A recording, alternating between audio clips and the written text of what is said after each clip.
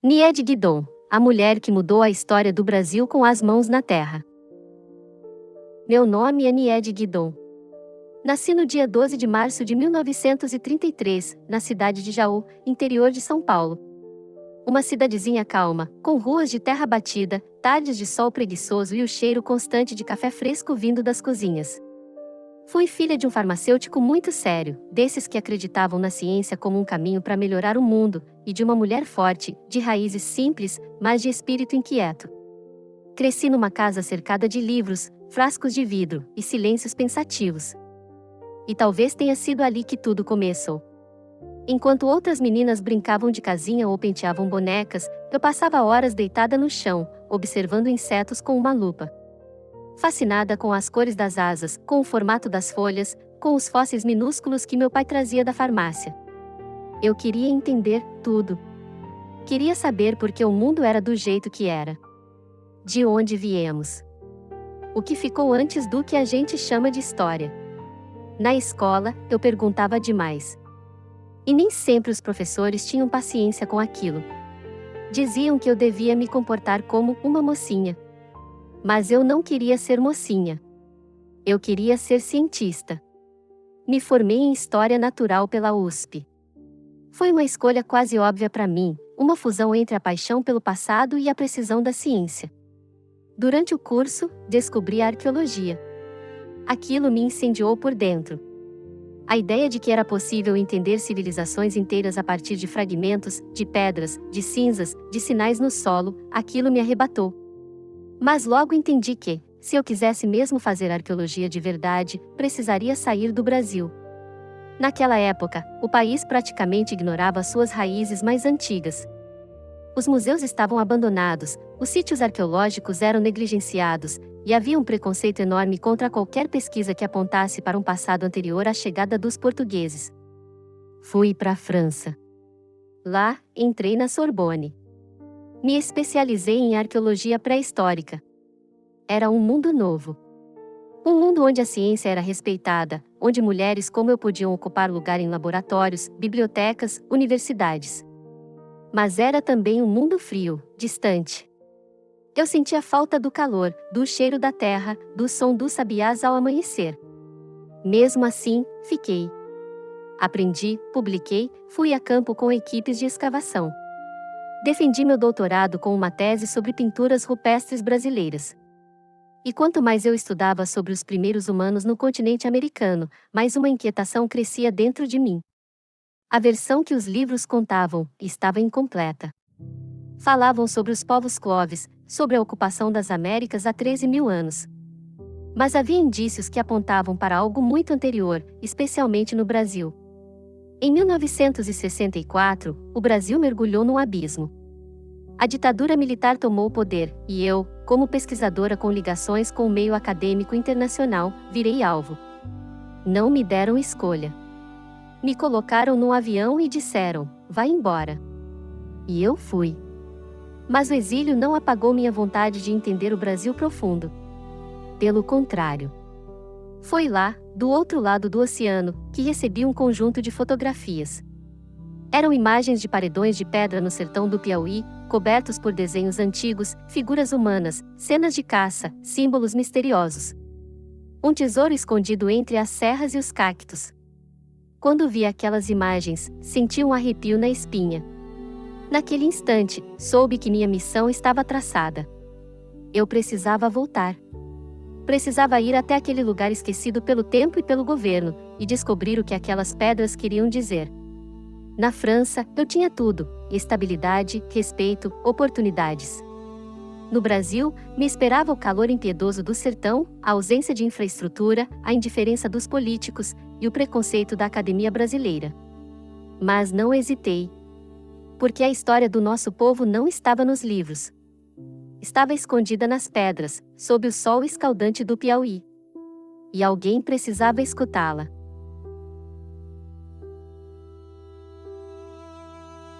O ano era 1973. Depois de quase uma década de exílio, eu voltei ao Brasil. Não por saudade, mas por convicção. Peguei um avião até Teresina e, de lá, Segui viagem de ônibus, caminhonete, em certos trechos, até a pé, em direção ao sul do estado. O destino era São Raimundo Nonato, uma cidadezinha esquecida, perdida no sertão do Piauí.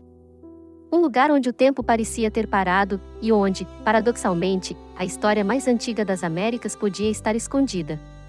O calor era insuportável. O ar parecia vibrar com o sol. A seca deixava o chão rachado, a vegetação retorcida, os olhos cansados. Mas ali, naquele cenário árido, quase hostil, eu encontrei vida. Muita vida. As pedras da região estavam cobertas por pinturas rupestres, centenas delas. Em alguns pontos, milhares. Cada parede de pedra era como uma biblioteca ancestral.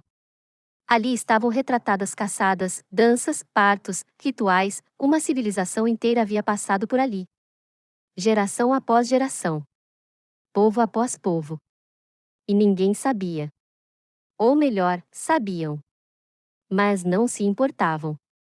A primeira vez que entrei na toca do Boqueirão da Pedra Furada, um dos sítios mais importantes da região, senti algo que não sei explicar até hoje. Era como se eu estivesse atravessando um limiar. Como se as paredes falassem comigo. Como se aquelas figuras desenhadas em vermelho, preto e ocre estivessem esperando por alguém que as ouvisse. E eu estava ali para isso. Montei acampamento com uma pequena equipe. Dormíamos em redes, enfrentando insetos, escorpiões, cobras, sede e o absoluto descaso. Faltava tudo. Faltavam recursos, equipamentos, apoio. Só não faltava vontade. Começamos a escavar. Encontramos fogueiras enterradas sob camadas de sedimentos. Ferramentas de pedra lascada. Fragmentos de ossos queimados. Tudo indicando que havia seres humanos vivendo ali há muito, muito mais tempo do que qualquer livro de arqueologia dizia. Foi ali que tudo mudou. Até então, a teoria predominante, defendida principalmente nos Estados Unidos, afirmava que os primeiros seres humanos chegaram à América do Norte por volta de 13.000 anos atrás, cruzando a ponte de terra entre a Sibéria e o Alasca. Esse era o modelo Clovis. Mas os vestígios que encontramos na Serra da Capivara eram muito mais antigos. Alguns tinham mais de 20.000 anos. Outros, mais de 30.000. E havia indícios de ocupações ainda mais remotas. Era um escândalo científico. Começamos a publicar os achados. Começaram os debates, os ataques, as desconfianças. Muitos arqueólogos nos acusavam de erro.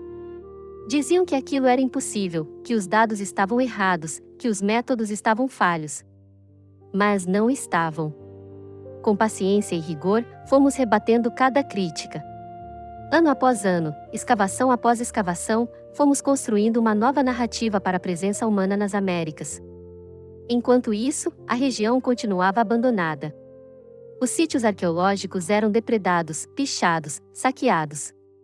A população local, sofrida e esquecida, não entendia o valor do que havia ali. E como culpar? Ninguém lhes tinha explicado. Ninguém tinha dado escola, saúde, nem água potável. Foi quando entendi que eu não podia apenas fazer ciência. Eu precisava cuidar das pessoas. Se eu queria preservar aquele patrimônio, teria que envolver quem vivia ali. Mostrar que aquele lugar era sagrado, que aquelas pedras contavam a história não só dos antepassados, mas também deles próprios. E assim, o sonho de um parque arqueológico começou a ganhar forma.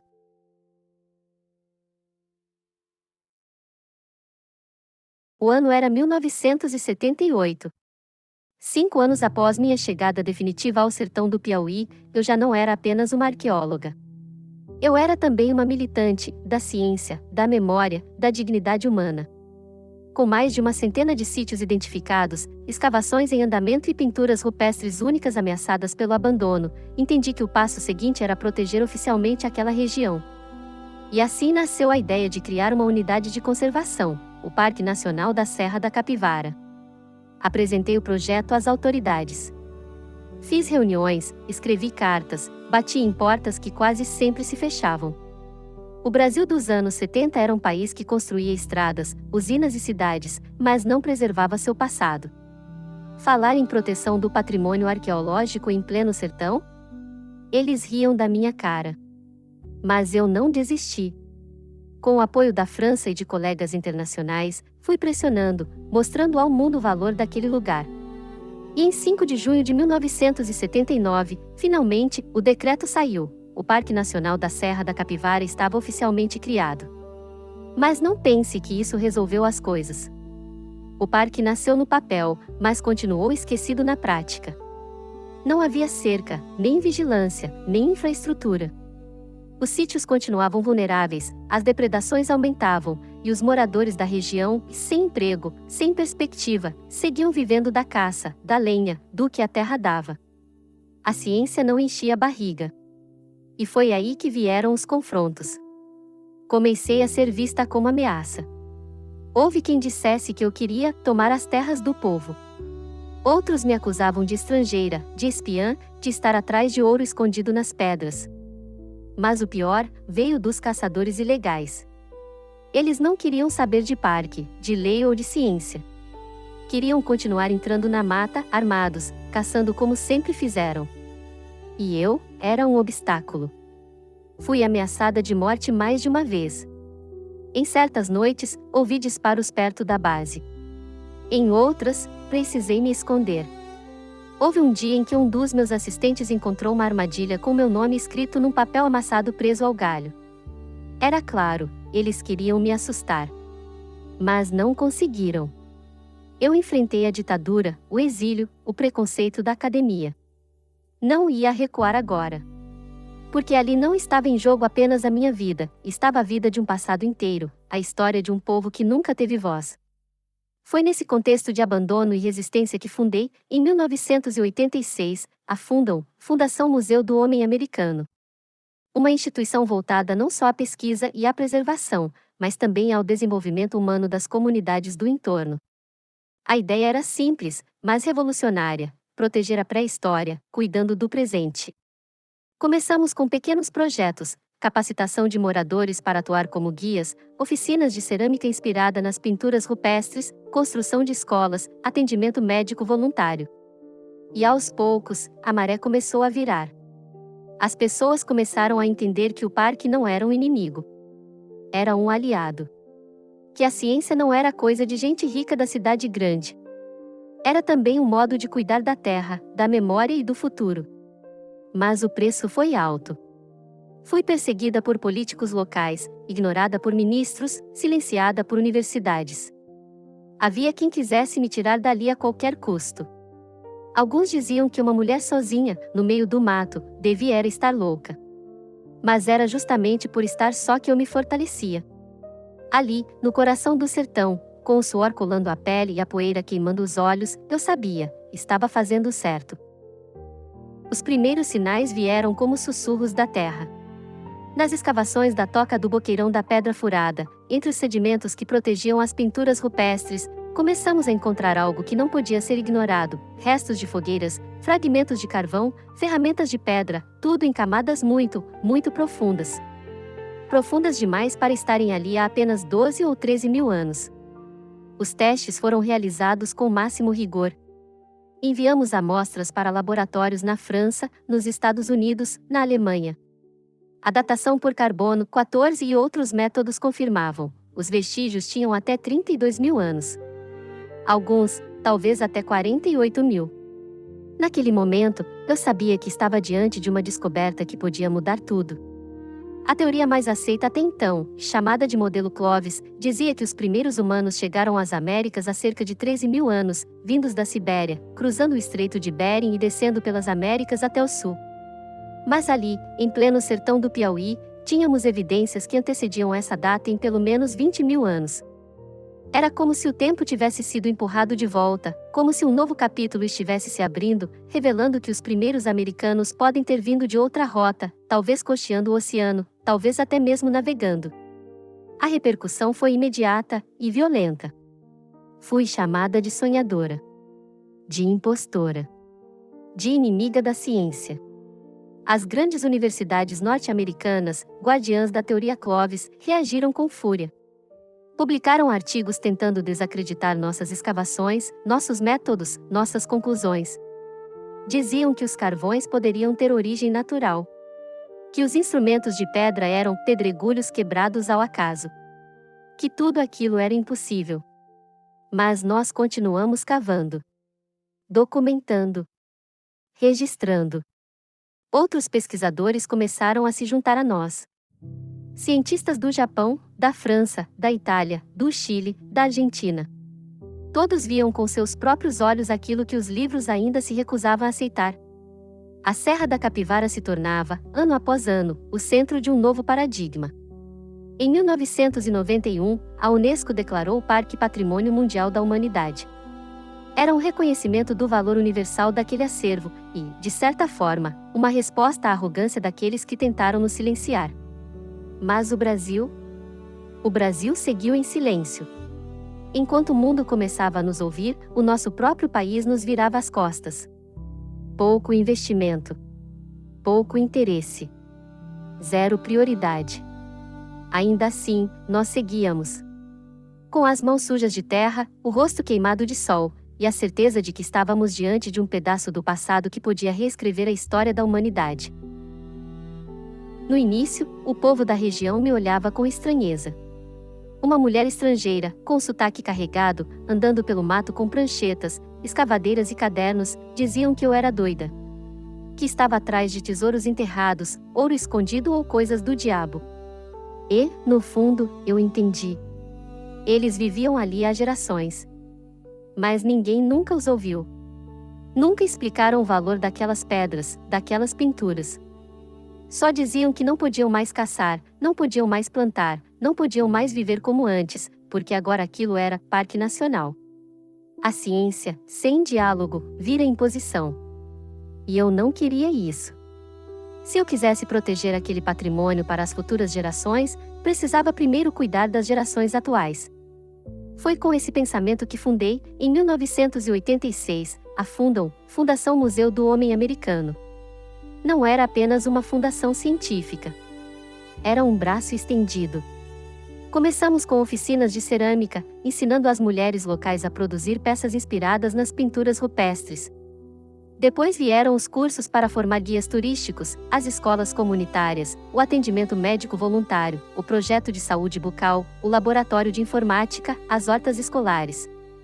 Eu batia na porta de embaixadas, ONGs, institutos internacionais. E pedi ajuda. Porque o governo brasileiro, esse, quase nunca veio.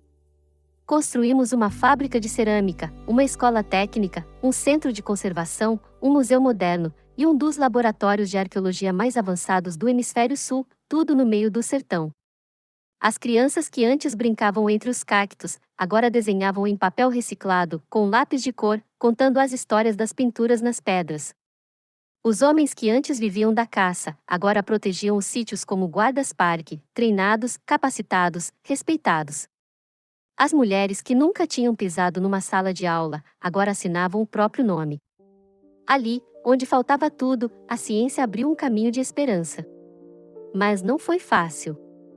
Faltava verba. Faltava apoio. Faltava reconhecimento. Várias vezes, pensei em desistir. Mas sempre que olhava para uma criança sorrindo numa sala de aula nova, ouvia um senhor contando com orgulho a história dos seus antepassados pré-históricos para um grupo de turistas, eu me lembrava de por que estava ali. Porque a arqueologia não é só escavar o passado. É escavar também o presente. É abrir clareiras no tempo e também no coração das pessoas. É construir pontes entre o ontem e o amanhã. E naquele sertão esquecido, onde a pedra fala mais alto que a palavra, eu vi um povo florescer. Eu nunca trabalhei esperando aplauso. Passei décadas ignorada pelas autoridades, enfrentando desconfiança da academia brasileira, hostilidade de políticos locais e o abandono sistemático por parte dos governos. A maior parte do tempo, lutei com recursos vindos de fora do Brasil, porque aqui dentro, mesmo depois de tudo, a arqueologia ainda era vista como luxo. Com o tempo, meu corpo começou a não acompanhar mais minha vontade. A idade foi chegando. As forças já não eram as mesmas. Os passos, antes firmes pelas trilhas da Serra da Capivara, começaram a se tornar mais lentos. Aos poucos, fui me afastando das escavações, das reuniões, das andanças de sol a sol. Mas meu coração nunca saiu dali. Continuei atuando como presidente emérita da Fundam. Orientava, escrevia, dava entrevistas. E sempre que podia, voltava para ver as escolas funcionando, os guardas patrulhando os sítios, os fornos da cerâmica queimando barro com orgulho. Não foi fácil ver o que construímos sendo negligenciado.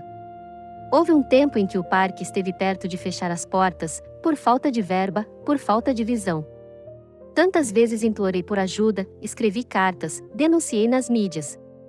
E mesmo assim, tantas vezes, fomos deixados à míngua. Mas nunca nos calamos. E o mundo escutava. Recebi homenagens da França, da Unesco, da Academia Brasileira de Ciências, da Ordem Nacional do Mérito Científico, da Ordem de Rio Branco, e tantos outros reconhecimentos. E mesmo assim, nenhum prêmio foi maior do que ouvir um sertanejo me chamar de Doutora Niede, com respeito nos olhos. Porque ali, entre cactos e mandacarus, entre pedras milenares e crianças com caderno na mão, eu encontrei meu lugar no mundo. No dia 4 de junho de 2025, minha jornada chegou ao fim. Parti em paz, aos 92 anos, em São Raimundo Nonato, a cidade onde escolhi viver, envelhecer e lutar. O Brasil decretou luta oficial. Instituições prestaram homenagens. O presidente da República se manifestou. A Unicamp, minha alma acadêmica, escreveu palavras comoventes. O mundo arqueológico parou. E o povo chorou. Mas mais do que o luto, ficou a semente. Ficou o parque. Ficaram as escolas. Ficaram as trilhas com nomes de pinturas rupestres.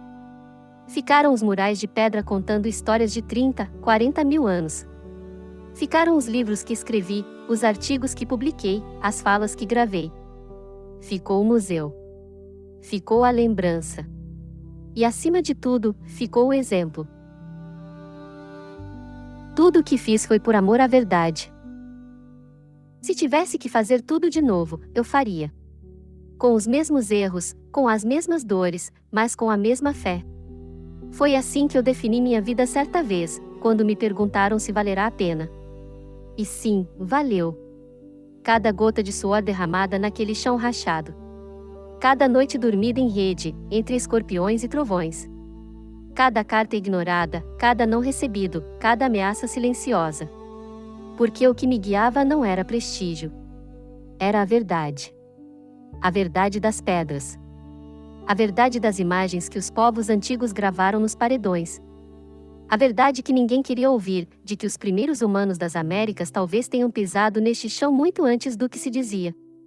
E mais do que isso, a verdade de que a ciência pode e deve servir ao povo.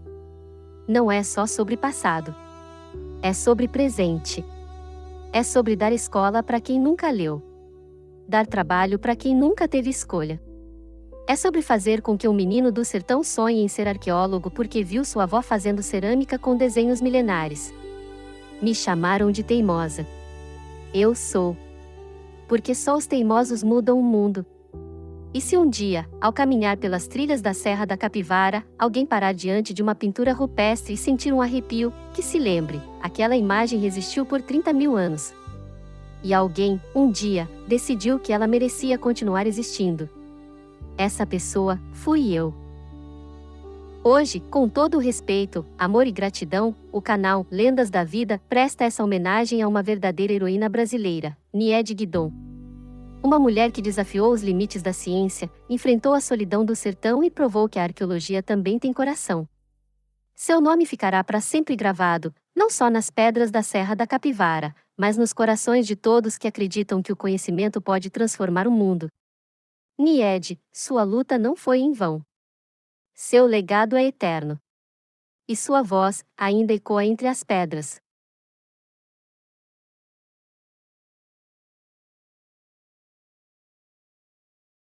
Se essa história tocou o seu coração e você se sentiu compreendido ou viu alguém que você conhece aqui, não esquece de deixar o seu like. Isso ajuda muito o canal a alcançar mais pessoas que precisam ouvir esse tipo de relato. E se você quiser acompanhar mais histórias reais como essa, se inscreve no canal e ativa o sininho. Aqui, cada voz importa. Cada história tem valor. E você nunca vai estar sozinho. Obrigado por ouvir até o fim. A gente se encontra no próximo vídeo.